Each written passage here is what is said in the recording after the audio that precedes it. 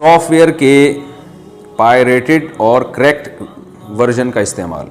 Colleges میں research کے لیے بعض سافٹ ویئر کی شدید ضرورت پڑتی ہے جن کی قیمت بازار میں ہزاروں یا لاکھوں میں ہوتی ہے. ایسے موقع پر لوگ سافٹ ویئر کا پائریٹڈ ورژن کریکٹ ورژن استعمال کرتے ہیں یا کریکٹ ورژن استعمال کرتے ہیں.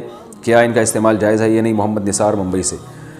بھائی جہاں تک مجھے معلومات ہے جو بڑی بڑی کمپنیاں ہیں ان کو تو یہ سافٹ ویئر کے جو مالکان ہیں وہ بغیر لائسنس والے سافٹ ویئر استعمال کرنے کی اجازت نہیں دیتے. لیکن جو عام طور پہ لوگ نیٹ سے ڈاؤن لوڈ کر کے استعمال کر رہے ہوتے ہیں تو جو سافٹ ویئر کے جو اصل مالکان ہیں جو کمپنی ہے اس کی اصل مالکان ہیں وہ اس معاملے میں تسامح سے کام لیتے ہیں, چشم پوشی سے کام لیتے ہیں اور وہ اس کو استعمال کرنے دیتے ہیں. یعنی دلالتاً اجازت ہے. دلالتاً کا مطلب وہ اس کی ہماری معلومات کے مطابق کوئی اس پہ انہوں نے روک ٹوک نہیں کی ہوئی, اور اگر وہ روک ٹوک کرتے ہیں اور سخت ہیں اس معاملے میں اور کہیں بھی کسی کو ملے ان کو کوئی انفرادی طور پر کوئی اس سافٹ ویئر کو استعمال کر رہا ہے تو چھاپے مارتے ہوں تو پھر تو غلط ہے.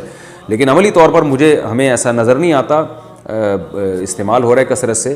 تو جب تک ان کی طرف سے بعض دفعہ اجازت صراحتاً نہیں دی جاتی, اپنے عمل سے یہ ثابت کیا جاتا ہے کہ اجازت ہے, وہ ذرا اس میں چشم پوشی سے کام لیا جاتا ہے کہ اگنور کیا جاتا ہے, چلنے دو یار پبلک استعمال کر رہی ہے تو کرنے دو, ہمیں جو پروفٹ چاہیے وہ کمپنیوں سے مل جاتا ہے.